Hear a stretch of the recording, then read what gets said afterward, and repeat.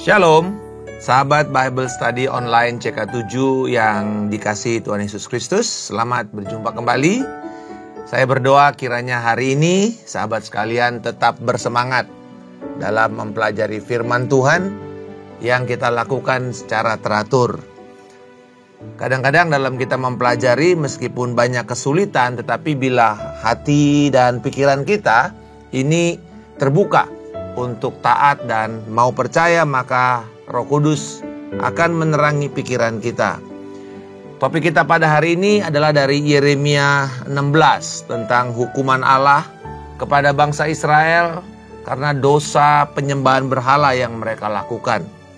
Dan untuk itu, mari saya mau mengajak kita semua untuk mempersiapkan hati dan pikiran kita dalam penyembahan dan mendedikasikan hidup kita untuk terus mengikut Tuhan dengan setia, menyembah dalam roh dan kebenaran. Kami bersyukur Bapa untuk kasih setiamu. Terima kasih Engkau memanggil kami, memilih kami, menetapkan kami menjadi umat-Mu. Biarlah kiranya kami bisa memancarkan kemuliaan-Mu dengan kesetiaan dalam mengikut Engkau Tuhan, dan terus hidup meninggikan Engkau. Terpujilah nama-Mu Tuhan Yesus. Terangilah pikiran kami Roh Kudus pada hari ini untuk memahami kebenaran firman-Mu. Haleluya. Oh, terpujilah Kau Tuhan. Thank you Jesus. Haleluya.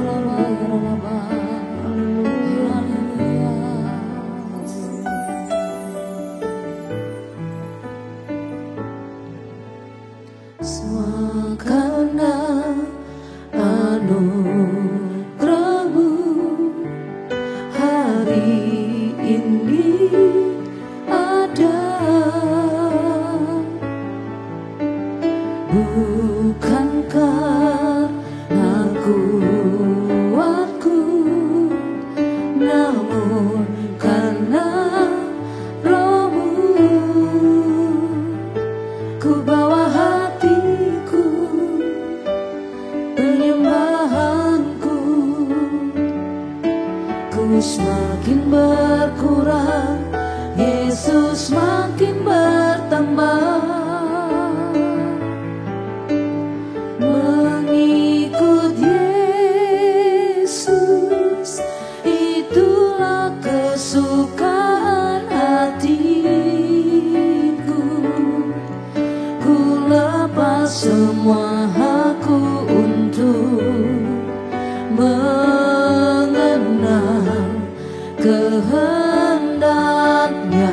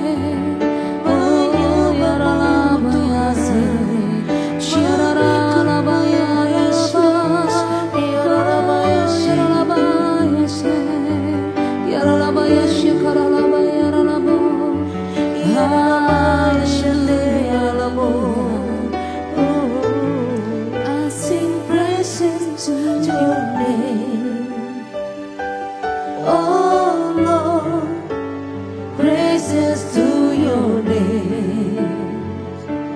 Oh Lord, for your name is great and worthy to be praised. I sing praises to your name. Oh Lord, praises to your name. Oh Lord, for your name is great and worthy to be praised. I sing praises to your name. Oh Lord, praises to your name. Oh Lord, for your name is great and worthy to be praised. I sing praises to your name. Oh Lord, praises to your name. Oh Lord, for your name is great and worthy to be praised.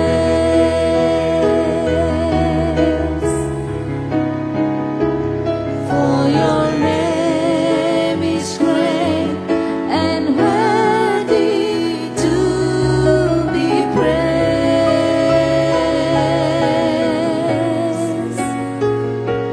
For your name is great and worthy to be praised.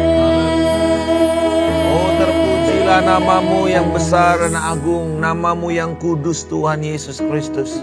Kami berterima kasih bahwa kami dipanggil untuk memuliakan dan meninggikan Engkau Tuhan.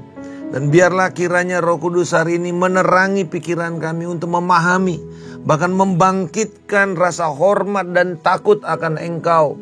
Ketakutan yang kudus untuk hidup benar di dalam Engkau Tuhan. Di dalam nama Yesus kami berdoa. Amin.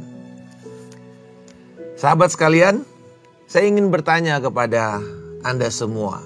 Seandainya Anda menjadi orang atau keluarga yang dikucilkan di masyarakat, atau dikucilkan dalam pergaulan, mungkin di kampus kalau yang masih kuliah atau sekolah, atau mungkin warga, atau bahkan mungkin di satu organisasi atau di pekerjaan.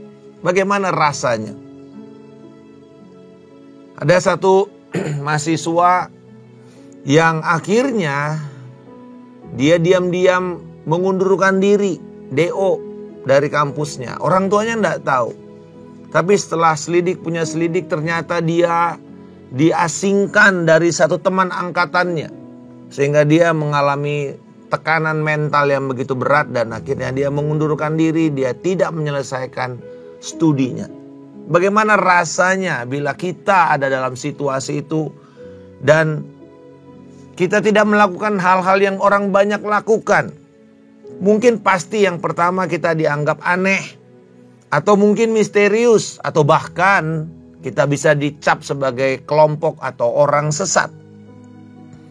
Bayangkan bila Anda memutuskan untuk tidak menikah, tidak mau pergi ke perkabungan, tidak mau datang ke pesta, acara keluarga. Bagaimana rasanya? Nah saudara-saudara, kalau kita melihat apa yang dialami Yeremia di dalam Yeremia 16 ini adalah keadaan yang dialami dan dijalani oleh Yeremia. Dikatakan bahwa dia oleh firman Tuhan dia tidak boleh kawin dan tidak boleh punya keturunan. Di dalam ayat yang kedua. Tidak boleh menghadiri perkabungan. Di dalam ayat yang kelima. Tidak boleh menghadiri pesta, perjamuan, makan dan minum. Di dalam ayat yang ke-8. Dan Yeremia harus mentaati Allah ini Karena ternyata apa yang dia jalani ini merupakan pesan Allah kepada masyarakat Israel. Dilarang menikah, dilarang berkabung, dilarang untuk bergaul atau berpesta. Dan semua ini tentu bertolak belakang dengan budaya pada waktu itu. Di dalam konteks Israel kuno, Perjanjian Lama, dan juga bangsa-bangsa sekitarnya yang kita kenal sebagai budaya Timur Dekat kuno. Seorang jomblo adalah sebuah perilaku yang tercela, hina. Orang semuanya harus menikah, harus punya anak. Sedangkan yang menikah tidak punya anak saja masih dianggap sebagai kutuk. Apalagi tidak menikah. Itu merupakan hal yang tidak normal. Semua orang harus melayat ketika ada satu orang yang berkabung di kampung tersebut atau di kota tersebut. Bahkan di dalam tradisi Yahudi, orang yang berkabung tidak boleh memasak, tidak boleh menyiapkan perjamuan, karena tidak boleh bersatu antara dia memasak dengan adanya jenazah di rumah itu. Sehingga halayak atau tetangganya yang datang membawa makanan, dan mereka akan berbagi makanan di sana. Mereka mengungkapkan simpati dengan cara masak lalu kemudian berbagi makanan. Meringankan beban dan juga untuk tidak jatuh ke dalam kesalahan hukum. Dan juga kalau semua orang menghadiri perayaan-perayaan agama, perayaan ucapan syukur di dalam keluarga karena ada anggota keluarga yang lahir atau menikah, semua orang berpesta kecuali Yeremia. Dan semua ini dilakukannya sebagai nabi Allah. Ia harus menjadi khotbah yang hidup, khotbah yang berjalan, dan orang harus bisa mendeteksi dengan cepat bahwa Yeremia sedang membawa pesan kepada masyarakat. Kehidupan sosial kemasyarakatannya ternyata dijadikan Tuhan khotbah tentang karakter dan tujuan Allah kepada bangsa Israel. Penolakan Yeremia untuk menikah, berkabung, dan berpesta menyingkapkan sebuah peringatan Allah yang akan datang kepada Israel, yaitu Israel akan diadili, dihukum oleh Tuhan karena Allah membenci dosa yang dilakukan oleh bangsa Israel. Seperti apa bentuk penghakiman Allah atas Israel yang paralel dengan keputusan Yeremia untuk hidup, melajang, tidak berkabung, dan juga tidak berpesta. Mari kita lihat dalam Yeremia pasal 13. Dikatakan bahwa Israel akan dicampakkan ke negeri yang tidak mereka kenal. Dengan kata lain, mereka akan dibuang. Mereka dicampakkan dari Yerusalem ke Babilonia. Sehingga mereka akan bebas memilih dan menyembah ilah-ilah yang mereka selama ini coba-coba kompromi waktu mereka lakukan di Yerusalem. Kita tahu bahwa akhirnya mereka membawa berhala-berhala itu bahkan masuk ke dalam bait suci. Sesuatu yang menjijikkan di mata Allah. Bait yang pertamanya itu dikenan oleh Allah, tetapi akhirnya harus Allah benci karena adanya kejijian. Banyak gambar-gambar patung-patung, pahatan-pahatan masuk ke dalam bait suci, dibawa oleh orang-orang Yerusalem. Dan Tuhan mau mengatakan, kalau kamu pengen seperti ini, aku berikan sebebas-bebasnya, tetapi kamu harus dicampak ke tempat negeri di mana mereka menyembah berhala. Jadi bangsa Babilonia di sini digambarkan sebagai penangkap-penangkap ikan dan pemburu-pemburu hewan.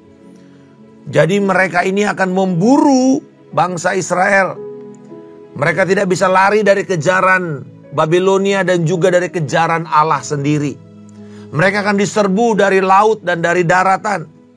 Mereka akan memburu, menculik, bahkan membawa orang-orang ini sampai ke negeri Babilonia di dalam pasal 17 ayat 4. Kalau kita membaca Yeremia 16, kita mesti membaca berakhir sampai Yeremia 17 ayat 4. Itu satu bagian. Ya, jadi makanya Besok kalau kita membahas lagi dimulai dari Yeremia 17 ayat 5. Karena 4 itu masih berbicara mengenai penghukuman. Nah, mengapa Yeremia dilarang menikah, berkabung dan berpesta? Pertama, karena penghakiman Allah akan datang kepada keluarga. Ayat yang ketiga dan yang keempat, kalau kita lihat di sini, sebab beginilah firman Tuhan tentang anak lelaki dan anak-anak perempuan yang lahir di tempat ini, tentang ibu-ibu mereka yang melahirkan mereka dan tentang ayah-ayah mereka, orang tua mereka sendiri di negeri ini. Mereka akan mati karena penyakit-penyakit yang mematikan. Mereka tidak akan diratapi dan tidak akan dikuburkan. Mereka akan menjadi tahi di atas tanah. Mereka akan dihabisi oleh pedang dan kelaparan. Mayat mereka akan menjadi makanan burung-burung di udara dan binatang-binatang di bumi. Jadi, kenapa kamu gak boleh menikah? Karena nanti semua, baik istri maupun suami, pasangan, akan mati. Mati karena penyakit. Mati karena dibunuh oleh pedang, mati karena kelaparan. Dan yang lebih parah, kematiannya itu adalah kematian yang menjijikkan. Mayat bergelimpangan, tidak bisa dikubur secara pantas. Tidak ada penghormatan lagi kepada orang yang mati. Bahkan dikatakan menjadi seperti kotoran di atas tanah, seperti pupuk. Jadi ini alasannya Tuhan akan menghakimi suami, istri, anak, orang tua karena dosa bangsa Israel. Jadi penghakiman datang dengan cara Allah akan menarik berkatnya, menarik shalomnya, menarik perjanjian setianya yaitu hesetnya, menarik belas kasihannya di dalam ayat 5b. Dikatakan, janganlah kamu masuk ke dalam rumah perkabungan, jangan pergi meratap, jangan turut berduka, sebab aku telah menarik kembali damai sejahtera. Itu Tuhan menarik shalomnya. Pemberianku dari bangsa ini, demikianlah firman Tuhan, juga kasih setia. Itu kasih setia itu hesed, kasih yang tidak pernah gagal sebenarnya. Dan rahmatnya, belas kasihannya. Itu sebabnya yang kedua dia dilarang pergi ke perkabungan. Karena nanti semua korban-korban itu tidak bisa dikubur dengan cara yang pantas. Sebab ketika nanti Babilonia menyerbu Yerusalem, orang mati bergelimpangan seperti anak-anak kecil akan mati di dalam ayat 4b. Dan tidak ada lagi acara-acara pemakaman yang sesuai dengan aturan Taurat yang mereka pegang selama ini. Tidak ada lagi orang-orang yang meninggal secara pantas. Mari kita lihat dalam ayat 6 dan 7. Baik yang besar maupun yang kecil akan mati di negeri ini. Mereka tidak akan dikuburkan dan tidak ada orang yang akan meratapi mereka. Tidak ada orang yang akan menore-nore diri dan menggunduli kepala karena mereka. Tidak ada orang yang akan memecah-mecahkan roti bagi orang yang berkabung untuk menghibur dia karena kematian itu. Bahkan tidak ada orang yang akan memberi dia minum dari piala penghiburan oleh karena kematian ayah dan ibunya. Tadi saya katakan bahwa orang-orang yang berkabung itu akan dilayani oleh tetangganya, memecah roti, memberikan minum dari piala penghiburan. Tetapi semua itu tidak akan ada lagi. Itu sebabnya ketika Yeremia menolak untuk pergi ke perkabungan, itu menjadi pesan bahwa nanti tidak akan ada perkabungan seperti ini pada waktu Tuhan menghakimi Yerusalem. Bahkan kita melihat bahwa tidak akan ada lagi kemeriahan di dalam ayat yang ke-9. Sebab beginilah firman Tuhan semesta alam, Allah Israel. Sesungguhnya di tempat ini di depan matamu dan pada zamanmu akan kuhentikan suara kegirangan dan sukacita, suara pengantin laki-laki dan pengantin perempuan. Tidak akan ada lagi suara yang datang dari kemeriahan perjamuan pesta, baik perjamuan pesta kawin, perjamuan-perjamuan syukur atau perayaan-perayaan lainnya. Semua menjadi sunyi dan senyap. Dan kita tahu nanti pada waktu Babilonia mengangkut semua bangsa Israel, Yerusalem ditinggalkan seperti tanah yang sepi. Hanya orang-orang segelintir orang saja ditinggalkan, dan orang-orang itulah orang-orang miskin, orang-orang papa yang tidak bisa berbuat apa-apa sama sekali. Di dalam perjanjian lama, perayaan di dalam satu masyarakat itu sangat tergantung oleh kasih setia Allah dan kemurahannya. Jadi sehingga bila Allah memalingkan wajahnya dari masyarakat itu atau dari bangsa itu, maka tidak akan ada lagi kemeriahan di dalam negeri tersebut. Nah, ketika orang bertanya tentang gaya hidup Nabi Yeremia ini, apa yang akan dia jawab? Kan misalnya orang bilang, kenapa Bapak Yeremia mau-maunya gitu loh hidup kayak gini? Orang pasti bertanya. Lalu Tuhan mengatakan, Yeremia, bila mereka bertanya, beginilah harus kamu jawab. Mari kita lihat ayat 10-12. Apabila engkau menyampaikan kepada bangsa ini segala perkataan itu, dan mereka berkata kepadamu, mengapa Tuhan memaklumkan segala malapetaka yang besar ini atas kami? Apakah kesalahan kami? Dan apakah dosa yang telah kami lakukan terhadap Tuhan Allah kami? Maka katakanlah kepada mereka, oleh karena nenek moyangmu telah meninggalkan aku, demikianlah firman Tuhan, mereka juga telah mengikuti ilah-ilah lain, beribadah dan sujud menyembah kepada mereka. Mereka meninggalkan aku dan tidak berpegang pada Tauratku. Kamu sendiri berbuat lebih jahat daripada nenek moyangmu. Lihat, masing-masing kamu mengikuti hatinya yang keras dan jahat daripada mendengarkan aku. Apa dosa terburuk bangsa Israel? Menyembah berhala, berpaling dari Allah, dan itu melanggar hukum pertama dari Taurat.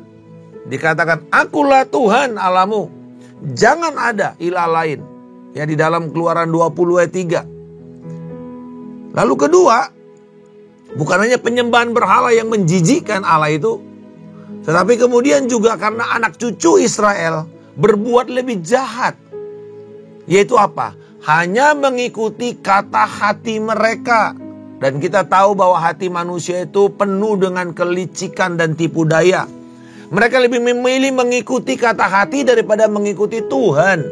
Lebih mentaati kata hati daripada mentaati Tuhan. Dan inilah petaka yang berat di mata Tuhan. Kenapa dosa penyembahan berhala ini begitu dilawan oleh Tuhan? Sebab dosa penyembahan berhala ini meniadakan Tuhan. Mereka menganggap Tuhan bukanlah pencipta. Dan untuk itu Allah harus menghukum dosa penyembahan berhala itu 2 kali lipat.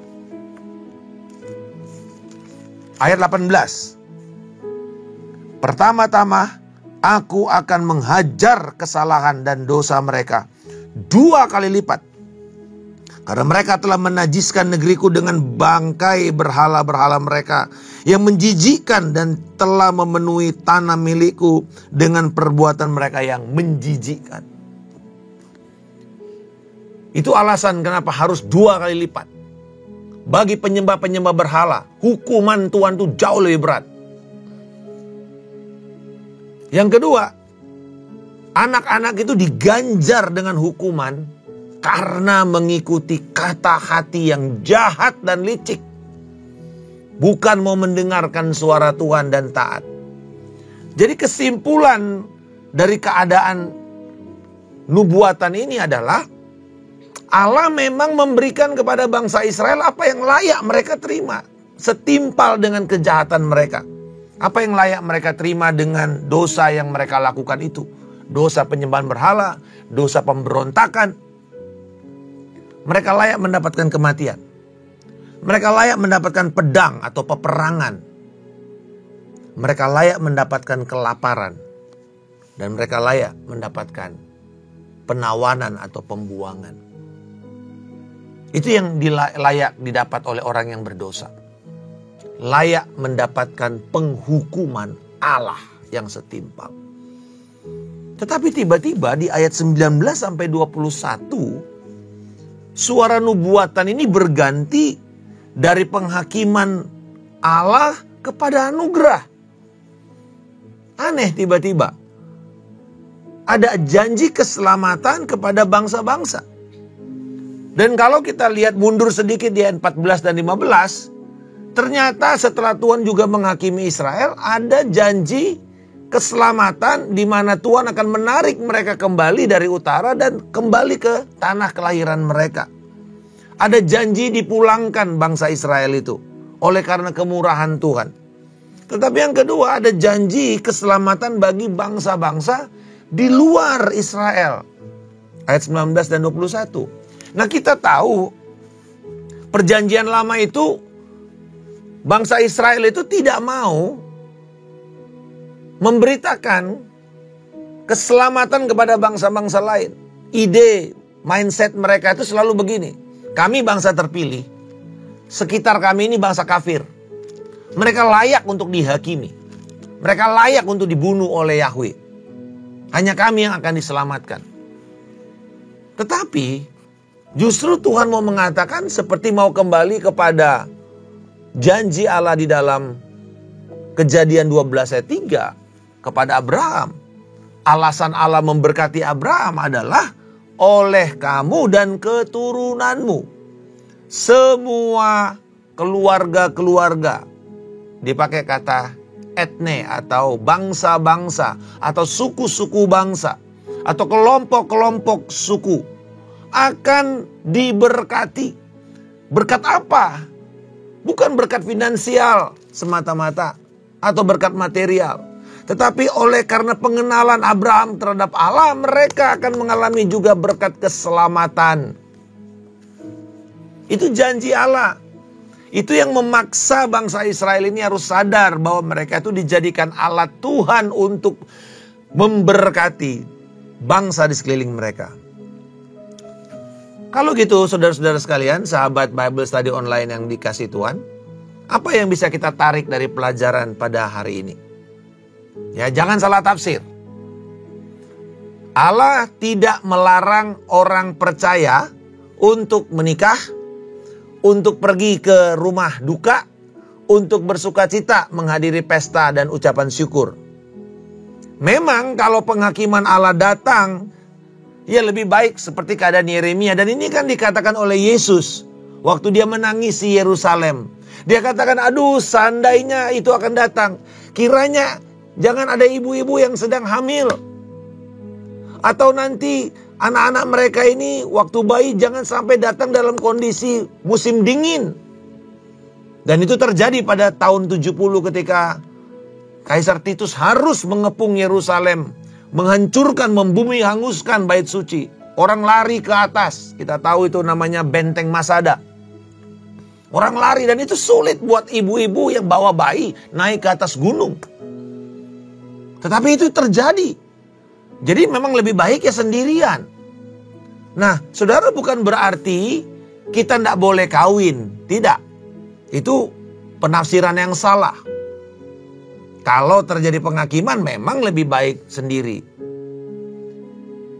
Karena pernikahan itu dikenan oleh Allah. Bahkan kita tahu di dalam Efesus pasal yang kelima, itu menjadi gambar dari tindakan pengharapan dan juga relasi antara gereja dengan Kristus itu sendiri. Kita tahu nanti akan ada pernikahan anak domba. Ini menjadi gambaran setiap orang yang menikah harus punya semangat pengharapan seperti di dalam pernikahan anak domba. Menjaga kesetiaan sampai maut memisahkan. Ini gambaran Kristus yang nyata di bumi ini lewat pernikahan. Yang kedua, bahwa kita tidak dilarang untuk pergi ke perkabungan. Karena di dalam Alkitab, selama kita berkabung tidak seperti orang yang tidak punya pengharapan di dalam 1 Tesalonika 4:13. Jangan seperti orang yang tidak punya iman, kamu nangis gerung-gerung lalu kemudian kamu sepertinya mau bunuh diri saja. Tidak. Perkabungan orang Kristen itu memang menarik, suatu kontras ya. Orang bilang bittersweet. Di satu sisi kita nangis, di satu sisi kita memuji Tuhan atas karya Kristus kepada yang meninggal ini. Di satu sisi kita kehilangan, tapi di sisi lain orang itu sudah kembali dengan segala kebahagiaannya di sorga. Kan sesuatu yang bertolak belakang. Tapi itulah ibadah penghiburan orang Kristen yang berbeda dengan keyakinan yang lain. Karena Di satu sisi ada kehilangan, tetapi satu sisi ada orang itu mendapatkan kebahagiaan yang kekal. Di satu sisi dia mati, di satu sisi dia tahu bahwa dia sedang dibangkitkan dengan tubuh yang baru. Jadi karena kita percaya dalam pengakuan iman rasuli, kita percaya akan kebangkitan dan hidup yang kekal di dalam Kristus Yesus, maka nggak salah kita datang ke perkabungan. Lalu kemudian kita tidak salah datang ikut perjamuan. Selama itu kita lakukan seperti 1 Korintus 10:31 mengatakan, bilang kau makan, bilang kau minum, bilang kau melakukan segala sesuatu, lakukanlah untuk kemuliaan Tuhan. Dengan kata lain, kita tidak boleh berpesta sampai di luar kendali, lalu kemudian menjadi mabuk, menghina Tuhan, dan kemudian ngoceh gak karu-karuan. Bukan itu, tetapi yang memuliakan Tuhan. Jadi apa pelajaran penting pada hari ini yang bisa kita petik dari hukuman atas bangsa Israel yang akan datang lewat hidup Nabi Yeremia? Pertama, Allah membenci dosa dan pelakunya layak dihukum dengan setimpal. Itu pelajaran pertama. Pelajaran kedua, dosa penyembahan berhala itu dihakimi Tuhan 2 kali lipat. Karena merupakan pemberontakan dan penolakan terhadap Allah yang menciptakan manusia. Allah yang menjadikan segala ciptaannya ini dan harusnya mereka menyembah kepada si pencipta.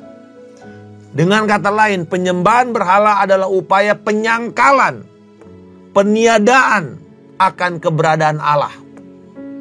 Mereka mau menghapus Allah dari ingatan mereka, lalu mengganti dengan ciptaannya. Itulah sebabnya menjadi kejijian di mata Tuhan dan layak dihukum 2 kali lipat. Yang ketiga, dosa yang dilakukan orang tua selalu membuka jalan kepada perilaku dosa anak-anak mereka. Itu sebabnya orang tua, kalau saudara sudah dalam Tuhan, bertobat, maka anak-anakmu akan dituntun kepada Tuhan. Tetapi kalau kita melakukan semua itu, anak-anak kita akan menangkap. Ada yang mengatakan bahwa kebiasaan itu lebih karena dilihat, bukan karena diajar. Ya, caught more than taught. Coba saudara-saudara lihat, orang tua itu ada yang bilang begini, kamu jangan ngerokok ya nak, tapi dia paspus begini. Tangannya masih pegang rokok dan disuruh anaknya gak boleh ngerokok. Itu adalah sebuah kebohongan. Anak itu tidak mau percaya, tidak akan bisa percaya. Bahkan dia akan menjadi perokok. Kenapa? Karena tindakan orang tua ini. Dosa penyembahan berhala yang dilakukan orang tua akan kena kepada anaknya. Orang tuanya mungkin menyembah berhala, anaknya akan kawin cerai. Karena penyembahan berhala dan perzinahan, percabulan adalah sebuah dosa yang terkait erat. Semua para penyembah berhala pasti akan berakhir sebagai pezinah atau orang yang hidup di dalam dosa seksual, dosa imoralitas. Dosa ayah, ibu akan membuka jalan kepada gaya hidup anak yang berdosa. Dan yang terakhir, mengikuti kata hati semata adalah hal yang berbahaya daripada mentaati firman Tuhan. Ini merupakan buah dari kejahatan penyembahan berhala. Kabar baiknya, tadi kita lihat setelah penghakiman tiba-tiba berbalik menjadi anugerah. Dan ini merupakan gambaran dari berita Injil. Manusia yang berdosa, yang telah menolak Allah, memang layak untuk mendapatkan hukuman yang setimpal. Kematian, kebinasaan, kelaparan, diasingkan, pembuangan. Tetapi kemudian kita tahu Kristus telah menggantikan kita, menerima semua hukuman yang setimpal kepada kita itu di kayu salib. Ketika dia mengatakan tetelestai, sudah selesai, hari itu hukum sudah dijalankan. Dakwaan dan eksekusi sudah dijalankan, diterima oleh Yesus untuk kita dan demi kita. Sehingga pada hari ini setiap kita tidak perlu harus lagi takut mengalami hukuman itu. Bila kita menyerahkan hidup kita percaya kepada Yesus Kristus dan karyanya, Dosa dan hutang-hutang kita sudah dipaku di kayu salib. Dan ketika dia mati, maka semua itu juga selesai. Dan ketika dia bangkit, dia memberikan sebuah cakrawala yang baru, sebuah kesempatan baru. Hidup di dalam pengampunan Kristus. Hidup di dalam kebenaran yang dia sudah dapatkan. Dan saat ini dia tawarkan kepada setiap orang yang mau percaya. Siapapun yang mau menerima Kristus dan percaya kepada dia akan diselamatkan. Berbaliklah dari dosa-dosa saudara dan berpalinglah kepada Tuhan. Ikut Yesus adalah kerinduan kita. Ikut Yesus menjadi ketetapan kita seumur hidup. Sampai kita berjumpa muka dengan Yesus di dalam kekekalan. Kami berdoa Bapa pada saat ini. Bela setiap kami pada hari ini. Sungguh menyadari bahwa dosa penyembahan berhala ini begitu menyakitkan hatimu. Bahkan menimbulkan kejijian dan amarahmu. Tapi kami bersyukur Yesus telah menanggung semua amarah itu di kayu salib. Dan Engkau telah berkenan atas korban yang Yesus kerjakan. Hari ini kami percaya kepada Yesus. Dan kami menerima keselamatan. Kami ini adalah bagian dari janji ini. Bahwa bangsa-bangsa di luar Israel akan datang kepada Engkau. Menerima anugerah keselamatan. Kami ini adalah orang-orang yang menerima kekuasaan-Mu Tuhan di dalam hidup kami. Terpujilah Engkau di dalam nama Yesus. Saudara-saudara sekalian, marilah kita menerima berkat Tuhan. Tuhan yang memberkati engkau dan Tuhan yang melindungi serta memelihara engkau. Tuhan akan membuat wajahnya senantiasa bersinar atas engkau. Memberikan engkau kasih karunia yang melimpah. Tuhan menghadapkan wajahnya dan menjawab setiap doa permohonanmu dengan ucapan syukur, memberi engkau damai sejahtera yang melampaui segala akal dan pikiran. Kasih karunia dari Allah Bapa, cinta kasih dari Tuhan kita Yesus Kristus, persekutuan yang indah, erat dan manis dengan Roh Kudus akan memelihara engkau dari hari ini sampai Tuhan Yesus Kristus datang menjemput kita di awan kemuliaan, membawa kita masuk di dalam kerajaan damai-Nya hingga kekal selama-lamanya. Di dalam nama Tuhan Yesus Kristus kami telah berdoa dan mengucap syukur. Haleluya. Amin. Tuhan memberkati. Sampai bertemu di kesempatan berikutnya. Shalom.